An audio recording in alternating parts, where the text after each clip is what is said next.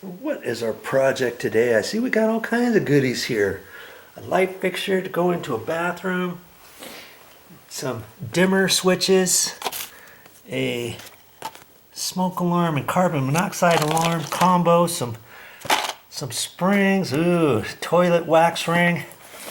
I know a few projects I'm going to be doing here shortly.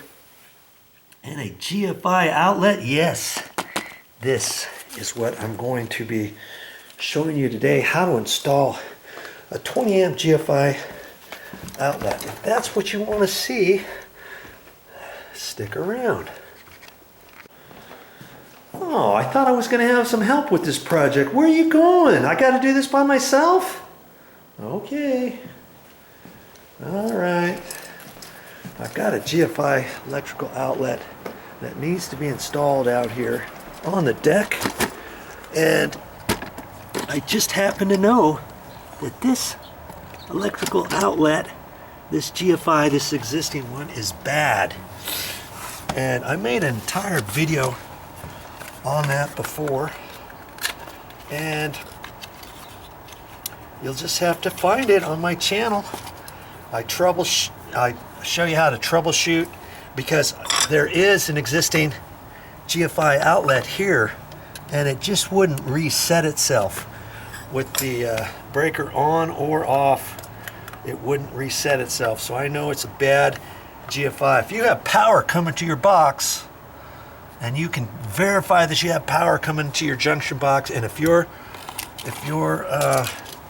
GFI outlet won't reset, you know it's the power. Now see this here? If I press the test, oh no, see this is the reset. The reset is the red and the black is the test, and see, it won't even reset. A brand new one won't reset. You know why? Because there's no power to it. Now if you would have had this coming out of the box with this set, and if you press the test button you could pop this out, but you can never push it back in until you actually have power hooked up to this. Do you see what I mean? And that's what the problem was here. This test button is pushed in, is pushed in, and that popped out the reset button, but the reset button will not push back in. And so I ended up taking this whole thing out and then verified that the power was there, and I did it with the breaker off, and right now I do have the breaker off. And so that told me, okay, it's got to be the actual GFI. And see, this is on a spring deal. You just pull that down like that to get the top screw out of there. And I've got to take this out, and it just happens to be on the exterior. And so this cover, however, well, the way that they installed it was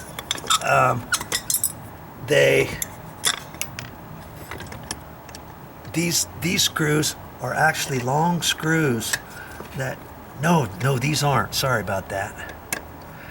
These just hold the cover, okay?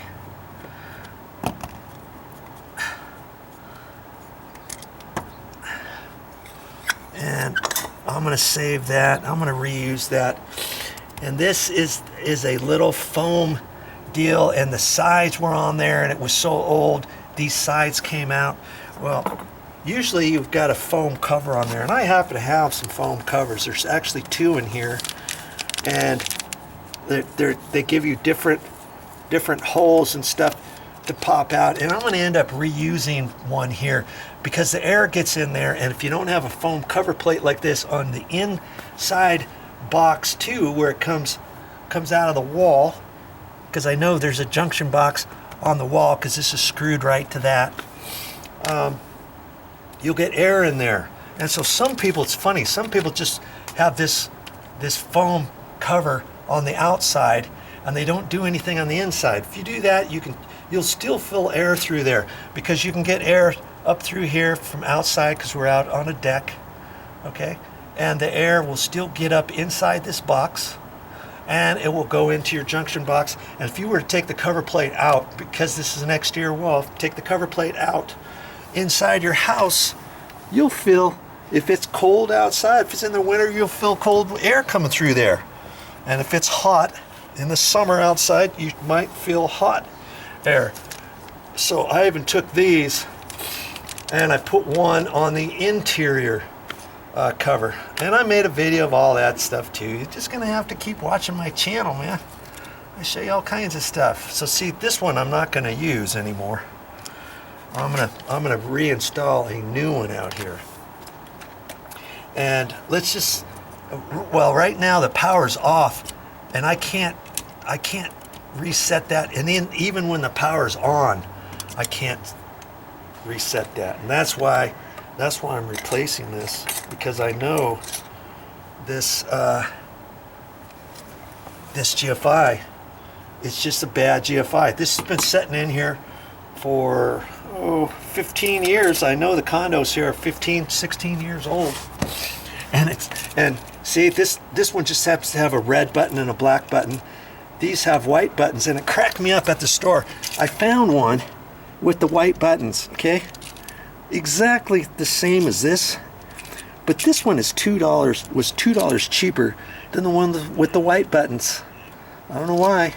So you just have to look at the store and see what you can find. In fact, they had a ton of different GFIs, and this one happens to be a 20 amp. Now why did I install, why am I getting a 20 amp? Because lots of time your interior ones might be 15 amp. If it's on a 15 amp breaker, you can get by with a 15 amp, but I would not suggest putting a 15 amp GFI on a 20 amp breaker. And I looked on here before, and I can see right on the side here it says 20 amp. And I look in my electrical panel, and it's a 20 amp breaker. So when I went to the store, I wanted to make sure to get a 20 amp, okay, rather than the 15 amp. Look at the store. It's very important that you get the right one for the right thing. And you know, the 15 amp were almost the same price as the 20 amp. Isn't that funny? I see how fat that is. I got to get that in there, and that one's fat too. It'll be pretty easy to replace this, because I think I only have to mess around with a couple wires. Okay, well, you keep watching. I've got the breaker off right now, so my next step is I've got to undo those screws. And you know, I'm still going to be careful with it, because I'm pretty sure, I'm a 99.9% sure that, you know, that the electricians were right when they said that particular breaker that I turned off said back deck plugs, but there's only one plug out here on the back deck. And so, you know, when I get that unscrewed, I'm actually going to pull it out here, and then I'm going to test it with my wire testers, and then I'm also going to turn the breaker back on and test it really quick, and then turn it back off, so I know 100% that I've got the right breaker and that there's no power in this box. You don't want to do this hot. Okay, see how long that screw is? That's because this box has a cutout in the back of it, and it's screwed into the junction box that's inside the wall. And that's how they do that. It's kind of slick. See, this whole thing is loose now. But I'm not really going to mess around with that much. Okay? I'm going to leave that pretty much alone. I'm just going to take this part and slide that out if I can. And I can see the box in there. It's a cut-in box that they installed. And they actually have one of these back there too. I don't know why they did that. They don't really need one right there, because it's just around the edge. That does nothing. But if I take it out, see, they haven't really painted. They painted around this with this black thing on, you know, trim on around. So I'm just gonna leave that alone. Let's see, that's as far as I wanna pull that out. I'm just gonna show you. You see, it's only connected with the black wire, the white wire, and the ground wire. Okay, so let's see if I can't get you situated a little bit closer here so you can see those wires. And I'm pretty sure the power is off. I'm going to test this on there, and it shows it's off. I'm just gonna double check. I mean, everything should be fine. I'm going to turn the breaker back on real quick and make sure that my tester's working properly and that I've got the right one. I don't like messing with wires that are hot. I don't want you to do it either. So go the extra mile. It only takes you a couple minutes.